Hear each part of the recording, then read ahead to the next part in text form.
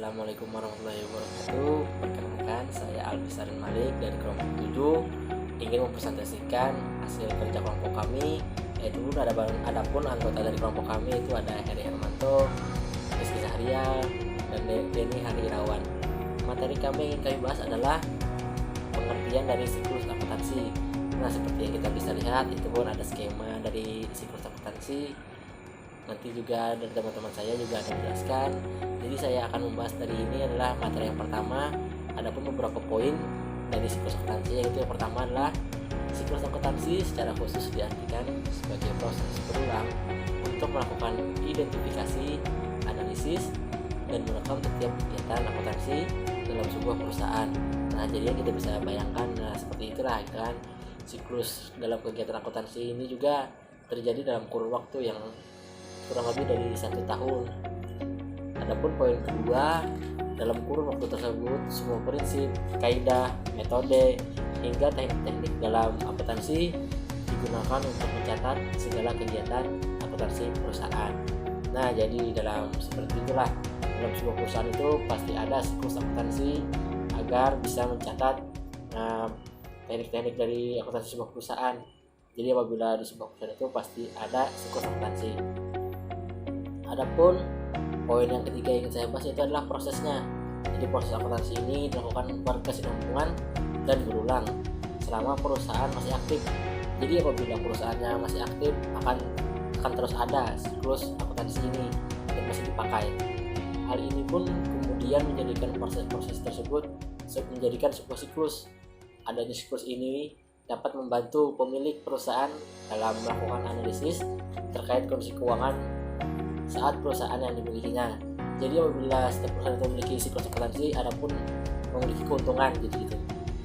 Sekian dari saya, nanti ada teman-teman juga yang ingin menjelaskan metode lain.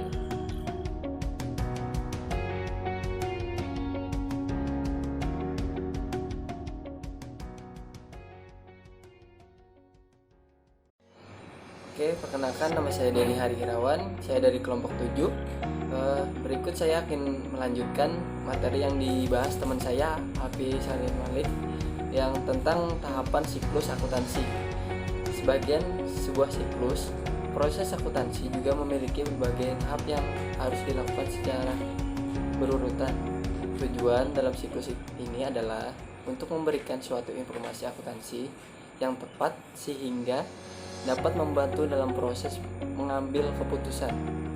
Untuk mencapai tujuan tersebut, tahapan-tahapan dalam siklus akuntansi adalah berikut. Identifikasi transaksi. Identifikasi transaksi menjadi tahapan pertama dalam siklus ini. Kegiatan identifikasi ini harus dilakukan secara tepat oleh yang dilakukan dengan secara mencatat setiap transaksi yang menjadi transaksi akuntansi. Transaksi akuntansi yang dicatat merupakan setiap transaksi yang dimiliki dampak secara langsung pada perubahan kondisi keuangan perusahaan dan dinilai secara objektif. Transaksi juga harus memiliki sifat bukti transaksi agar bisa dilakukan identifikasi. Bukti transaksi ini bisa merupakan kuantitatif, faktur, nota, atau bukti lainnya yang dianggap sah dalam dunia akuntansi. Oleh sebab itu, setiap transaksi akuntansi sebaiknya menggunakan bukti transaksi yang sehingga bisa dicatat dan diidentifikasi oleh akuntan, terutama transaksi yang berkaitan dengan perubahan kondisi keuangan perusahaan. Berikut analisa transaksi tersebut tentang pengaruh terhadap kondisi keuangan perusahaan. Sistem pencatatan akuntansi dalam perusahaan selalu menggunakan double entry system.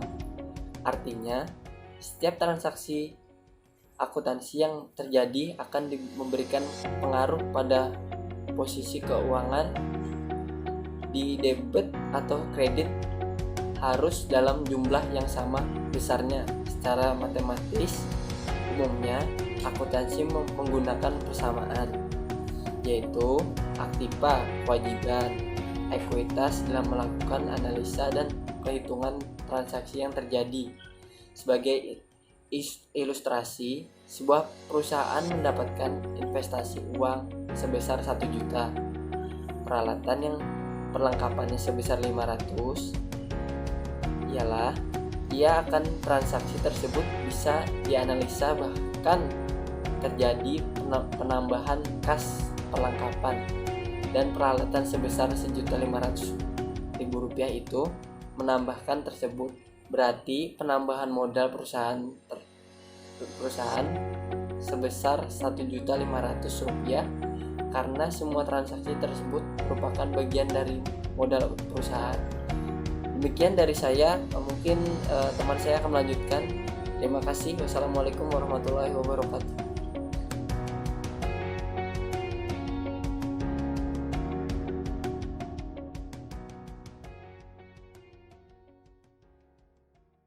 Perkenalkan, nama saya Rizky Sahrial. Saya ingin melanjutkan materi yang sudah dijelaskan teman saya mengenai siklus akuntansi. Pencatatan transaksi dalam jurnal. Setelah akuntansi melakukan analisis transaksi, maka tahapan selanjutnya adalah dengan mencatat semua transaksi ke dalam sebuah jurnal keuangan. Dalam ilmu akuntansi, jurnal diartikan sebagai sebuah catatan kronologis selama satu periode tentang transaksi-transaksi yang terjadi. Proses memasukkan informasi tersebut disebut penjurnalan. Dalam proses penjurnalan, setiap transaksi dibagi ke dalam 2 bagian, debit dan kredit.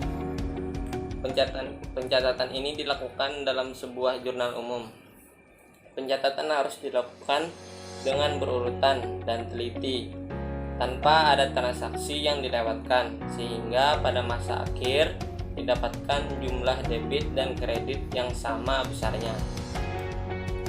Posting buku besar. Setelah dicatat ke dalam sebuah jurnal, akuntansi kemudian memindahkan semua transaksi ke dalam buku besar. Secara umum, buku besar dapat diartikan sebagai kumpulan rekening pembukuan yang bersifat informasi aktiva tertentu yang dicatat dalam satu periode. Dalam sebuah perusahaan dipastikan memiliki berbagai daftar rekening buku besar. Masing-masing rekening yang ada dalam buku besar tersebut diberi nomor-nomor kode tertentu. Tujuannya adalah memudahkan proses identifikasi dalam jurnal tersebut. Selain itu, akuntan juga akan lebih mudah dalam melakukan pengecekan ulang. Akuntan juga akan lebih mudah dan dalam melakukan pengecekan ulang atau melihat referensi terkait dengan transaksi yang terjadi jika sudah tercatat dalam buku besar. Tahapan selanjutnya dalam siklus akuntansi yang dilakukan oleh seorang akuntan adalah menyusun neraca saldo dan jurnal penyesuaian. Neraca saldo berisikan daftar saldo dari masing-masing rekening pada buku besar pada periode tertentu. Dalam menuliskan neraca saldo yang terdapat dalam buku besar disatukan dan harus dalam kondisi sama jumlahnya. Bila dalam satu kondisi ternyata terdapat transaksi yang belum tercatat atau ditemukan ada kesalahan dalam neraca saldo, maka akuntan wajib untuk melakukan pencatatan dalam jurnal penyesuaian. Penyusunan jurnal penyesuaian ini bersifat periodik dan prosesnya bersama dengan penjurnalan pada umumnya. Setelah dicatat dalam jurnal penyesuaian, maka hasil laporan keuangan menjadi aktual. Sekian penjelasan dari saya. Terima kasih.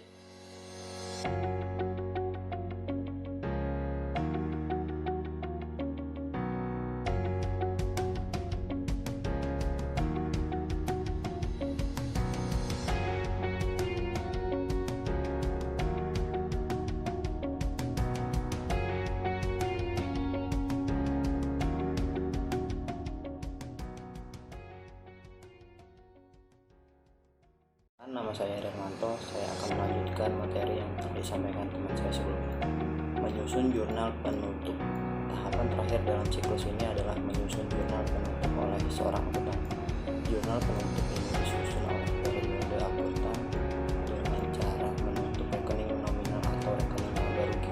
Untuk menutup keduanya rekening tersebut, caranya bisa dengan membuat nilai rekening tersebut.